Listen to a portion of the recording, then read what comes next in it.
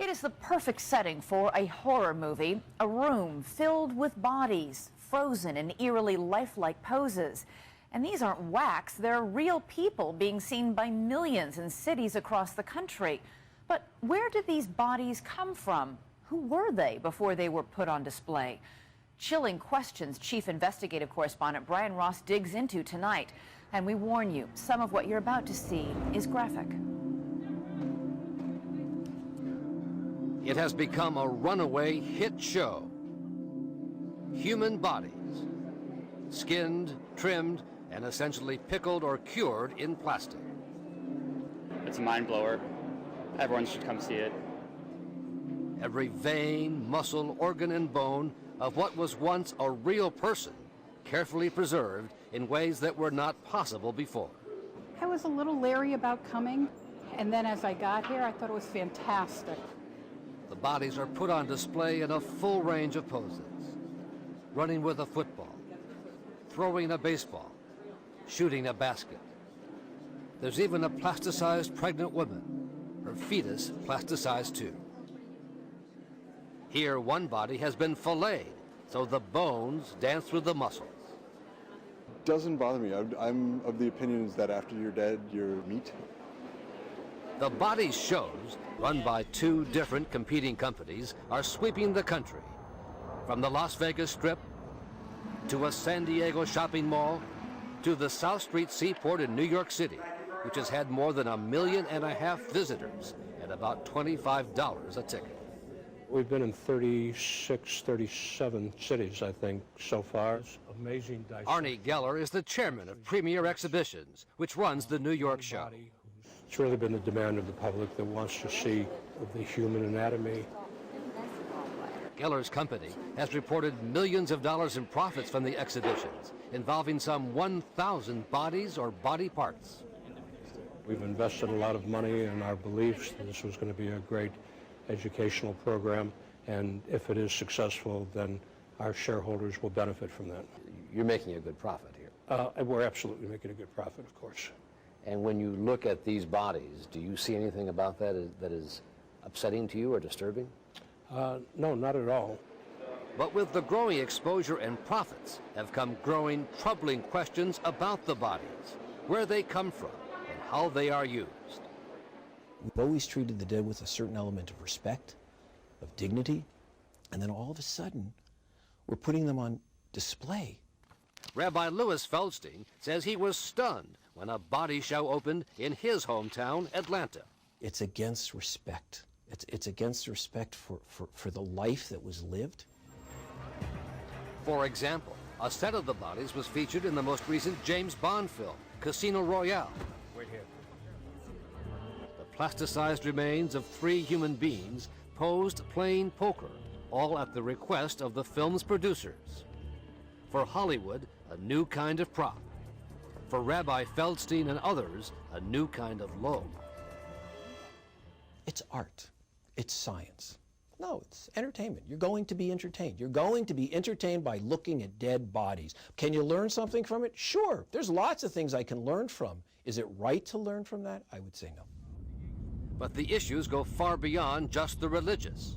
A 3-month 2020 investigation into the business of bodies tracked the ghoulish process to its origins. From a body processing factory on the German-Polish border to internet sites that offer the plasticized bodies for sale, to this rundown warehouse in northern China, where our undercover cameras saw what has been, until now, kept well hidden. Tell me where the bodies come from. Where did the bodies come from? All part of a thriving new business, processing human bodies to meet the demands of a growing audience. A barrier has been broken. And for me, the most frightening part of that is that barrier has been broken here in America. We first began to look into the business of bodies after we heard what was mistakenly delivered to the people who live in this house outside Grand Rapids, Michigan. The Larmonts, who recently moved here from France, had expected a build-it-yourself table, but 2 extra bubble wrap packages came with it. And I remember turning the package around, trying to see through the bubble wrap paper what was inside.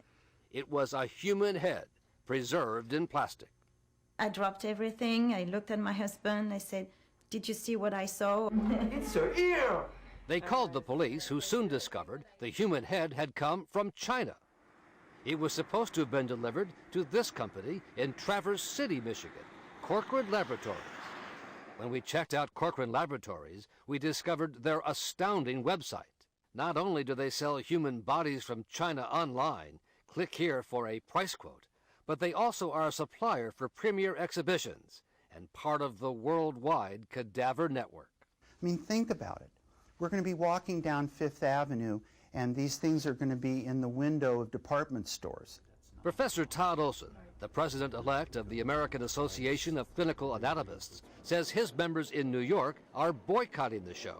I would like to know more about where these bodies came from, how they were acquired, and it is amazing to me and every other anatomist in the state of New York who is licensed to have human beings as cadavers on our premises.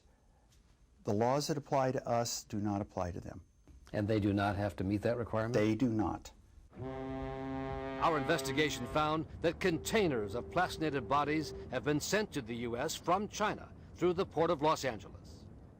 And shipping documents obtained by 2020 show how suppliers for premier exhibitions avoid the laws relating to human remains by declaring the human bodies as plastic models, plastic model for medical teaching.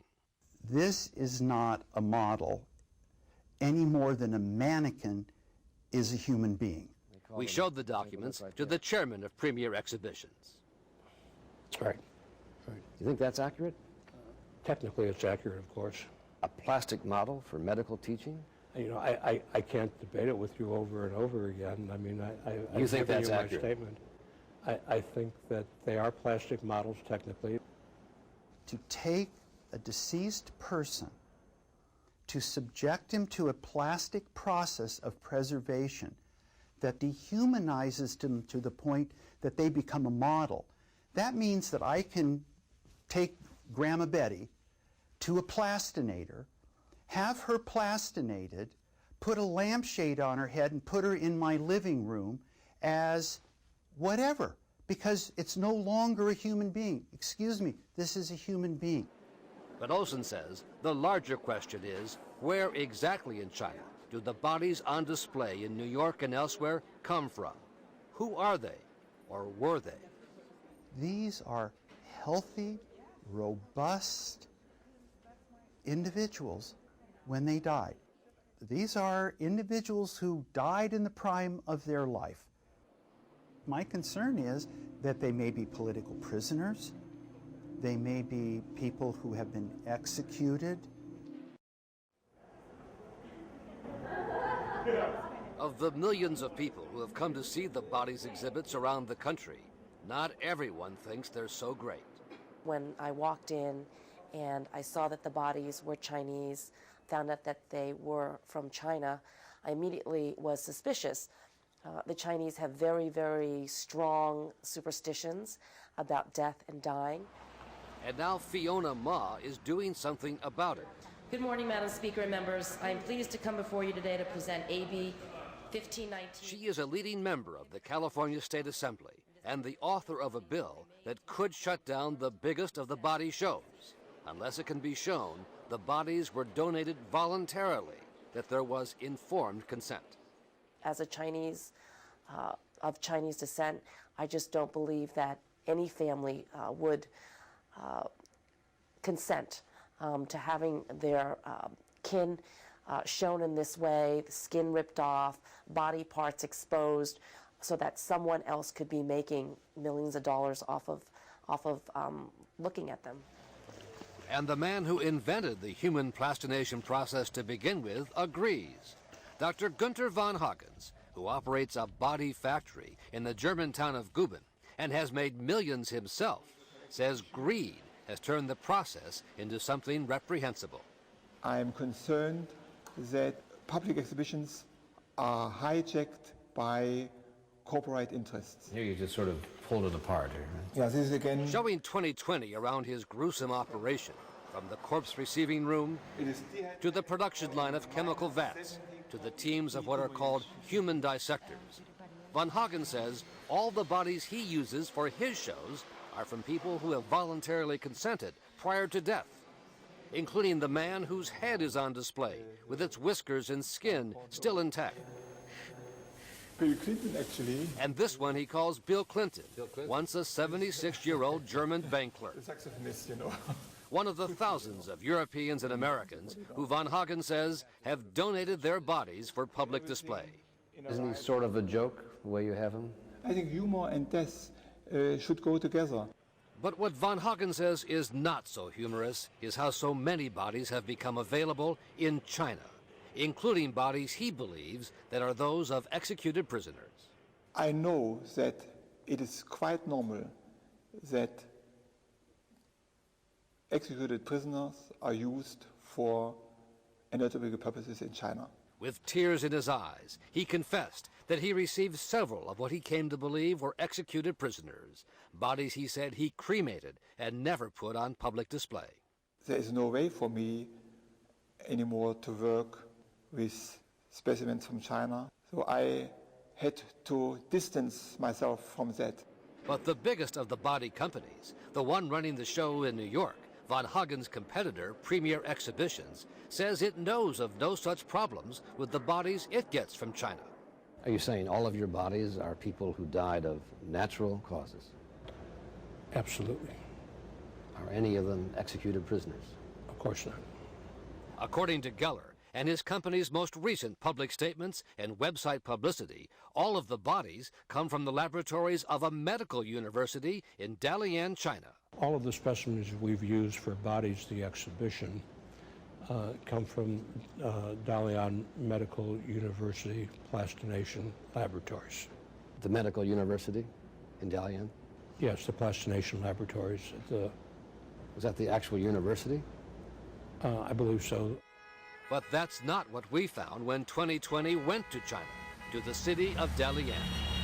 Since 2006, it's been illegal under Chinese law to export human bodies or body parts. But our investigation found the bodies continue to be shipped out of here to the United States, thanks to a thriving black market in human bodies. And at the Dalian Medical University, the school's president flatly denied that his school is providing any bodies for display in the United States, and in a phone call said he had no connection with Premier Exhibition. You don't provide the bodies? No, really? Because they say the bodies come from Dalian Medical University. No. I deny, yes. Not true, it's not true. And the people you deal with in China, have you been to China to meet them? Yes, I have. And you've seen the facilities? Yes, I have. And they are who? Again? Is there a name you can attach to it? Yes, I told you already. It's the Dalian Medical University Plastination Laboratories. This is the place he's talking about, 30 miles away from the Dalian Medical University, a private company which we found located down a dirt road littered with rotting garbage. We walked in with our undercover cameras rolling to see a set of ramshackle buildings, technicians working on the bodies of both dead animals and humans. The company is run by a professor from the medical university who says the university initially owned 70% of the operation and provided bodies, but has recently pulled out because of bad publicity. Hello? Business still seems to be good. The company has its own shows in China. And in one room, a new set of bodies was being readied for shipment. We showed the tape to Geller. You've been there? Yes. And that looks to you like the Dalian Medical University? That's the Plastination Laboratory. That may be what Geller was told, but the university president says his school has never provided bodies for commercial exhibits, ever. Where did the bodies come from? Where did they come from? As the company manager escorted me off the property, he said he had no idea where the bodies come from. Are they prisoners who have been executed? No. You don't know? Who would know that?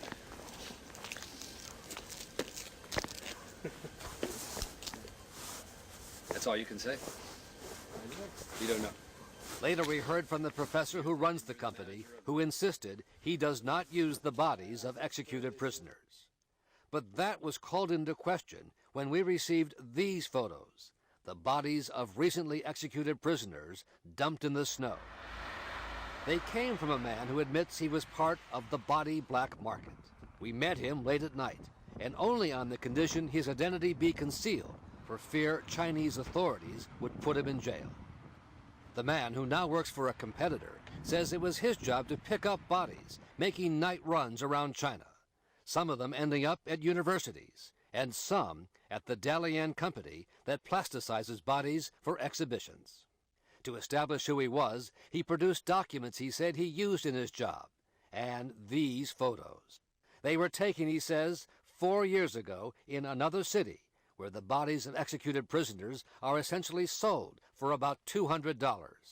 He told us that he took these photos on his first trip, where he was shown what was available. He says he began picking up the bodies on his next trip, but was not able to take photos then. Oh my God. The chairman of Premier said he was appalled to see the photos, and told us his own medical staff had seen no evidence of that, and that his body suppliers assured him his bodies were legally obtained and not those of executed prisoners. These representations are simple and accurate. There are no executed prisoners. These are all legitimate, unclaimed bodies that have gone through Dalian Medical University. Have you ever seen pictures like this before? Absolutely not. I am absolutely appalled by what I'm seeing, and if these can actually be attributed to even the people that we're doing business with, we would have to do something about that immediately. There is no hard evidence that the executed prisoners' bodies ended up here. But the fact is, Geller's company does not know who these people are or were, only that they came from China and were unclaimed bodies. Authorities in China and the New York Attorney General's office have now both opened investigations into how the bodies were obtained. And legislation introduced by Assemblywoman Ma has passed the California Assembly and is now on its way to the state Senate. It is exploitation. Someone is benefiting and making money off of these dead bodies, and I think it's our responsibility to ask who these people are. I see a society that has turned death into entertainment, and thus what was once filled with hope and love and meaning and caring another human being is now just this thing that an audience can be entertained with.